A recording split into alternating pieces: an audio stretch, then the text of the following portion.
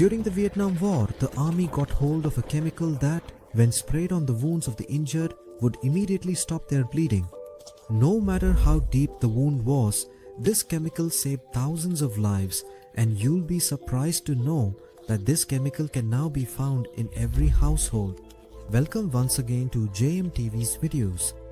Viewers, there are many things we use in daily life that were invented not on purpose but by accident. First, let's take a look at Coca-Cola. Who could have known that a single sword strike would end up creating the world's most famous soft drink? Yes, this dates back to the year 1865 when Dr. Pemberton, who had also been given the rank of Lieutenant Colonel by the American Army, was struck on the chest by a sword during the Battle of Columbus. This wound was so painful that Dr. Pemberton began using morphine. This is an addictive drug that, at that time, was only used when no other medicine was effective. His wound eventually healed, but another problem arose. He had now become addicted to morphine and wanted to free himself from it. At that time, alcohol and cocaine were not considered harmful and anyone could buy and use them. He created a medicine for himself that included the juice of cola nuts and a plant called damiana, and on top of that he added a mixture of cocaine and alcohol. This worked both as an alcoholic drink and as a painkiller, which Pemberton named French wine coca. In other words, to get rid of one habit, he adopted another. About 20 years later, in 1886, an anti-alcoholism campaign was launched, during which a law was passed against alcohol and cocaine. The owner of the local pharmacy store told Pemberton that he would now have to remove alcohol and cocaine from his French wine coca. With this goal in mind, Dr. Pemberton conducted some experiments, in which he created a syrup using only a mixture of cola nuts and coca leaves. He would try different experiments and have the pharmacy store owner taste them. But by mistake, in one experiment, he added carbonated water to the syrup.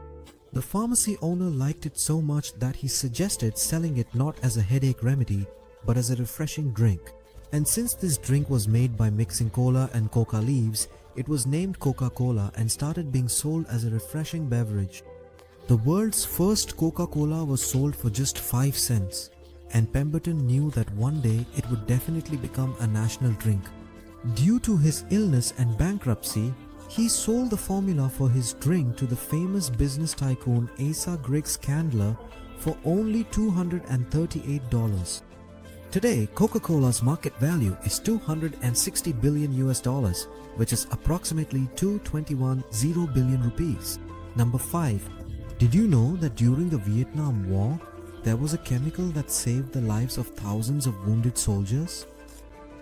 Doctors used to spray this chemical on soldiers' wounds as a first aid measure, which would instantly dry the wound and stop the bleeding. This chemical was none other than super glue, which is now found in every household. And the most interesting thing is that super glue was also invented by accident. During World War II, the biggest problem soldiers faced was that when they fired their guns, the aim would not hit the target accurately.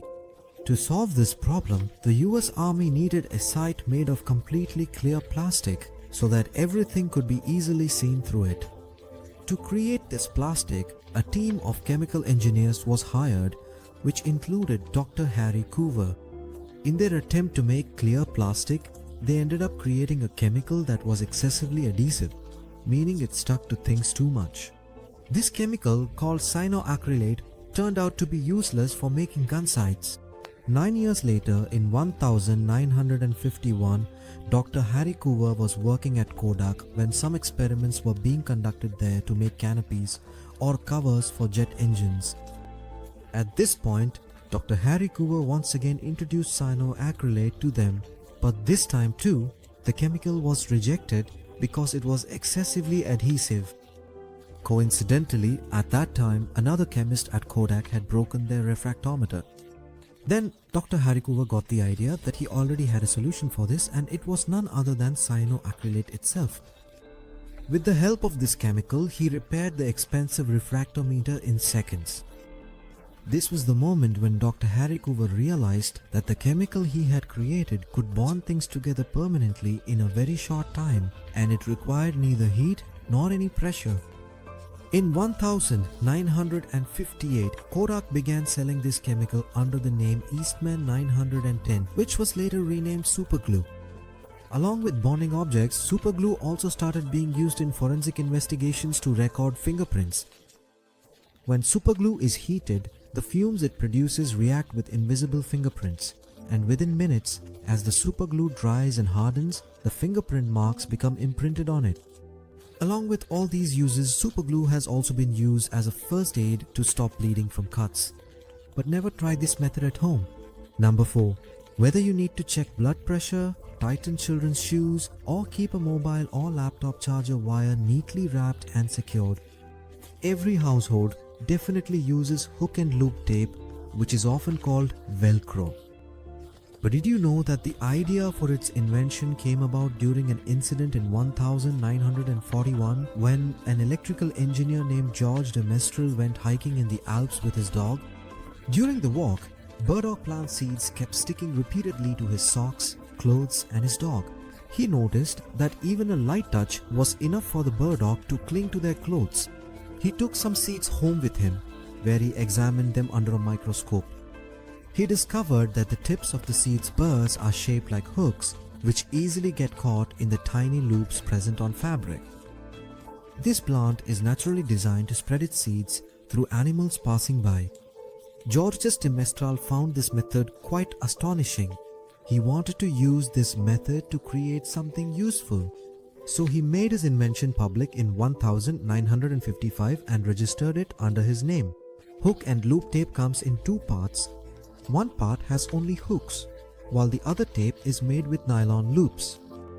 As soon as these two come into contact, they stick together just like burdock seeds stick to fabric. Today, Velcro is manufactured in 7 countries and around 2,500 employees work at this company. Number 3. Before World War II, coal was used in homes instead of heaters, but this caused a layer of black soot to stick all over the house. That's when Play-Doh was invented, which was used to remove the soot. But after World War II, natural gas started being used as a heater. Noah and Joseph's invention of Play-Doh was no longer of any use. But a few years later, in the 1950s, Joseph noticed that his sister, who was a school teacher, was giving Play-Doh to her students to make different models of things. That's where they got the idea, and they registered the Rainbow Crafts company and started selling it as a toy for children. Number 2. Besides pacemakers and penicillin, the invention of blood thinners in the medical industry also actually happened by coincidence. This was in the 1920s when a strange disease was noticed in animals. In this disease, they would start to have internal bleeding, causing even healthy and strong animals to die. Investigation revealed that eating a particular fungus that grows on grass caused their blood to become very thin. When that fungus was studied in detail, a specific chemical was found inside it that actually made their blood very thin. This chemical was later named warfarin, but before it was given to heart attack and stroke patients, for the next 30 years it was used as a rat poison. After the 1950s, it was decided to use warfarin on humans as well. Among the first patients to receive this life-saving medicine was US President Dwight D. Eisenhower, who suffered a heart attack in 1955 and whose life was saved by the use of warfarin. And now, number 1. Humanity's greatest achievement was the ability to make fire. Ever since humans learned how to make fire, they have always tried to make this process easier. Before matches, starting a fire used to be a very difficult task. Some would strike stones together to create fire, while others would place a wooden stick on another piece of wood and spin it like a drill. In the year 1827, a British pharmacist named John Walker was experimenting with some chemicals. The stick he was using to mix the chemicals, he accidentally placed it next to the bonfire in his room. Suddenly, the chemicals on the wood caught fire instantly. It was after this incident that he got the idea to make matchsticks. This chemical was a mixture of potassium chloride and antimony sulfide. John Walker's invention became so successful that from then until today, every household has matches. But John Walker never patented his invention. People started copying his formula and began making new versions of matches. When he died in 1859, it was only after that he began to be recognized as the inventor of the matchstick. We hope you will also like and share this ZemTV video wholeheartedly. Thank you so much for your loving comments. See you in the next amazing video.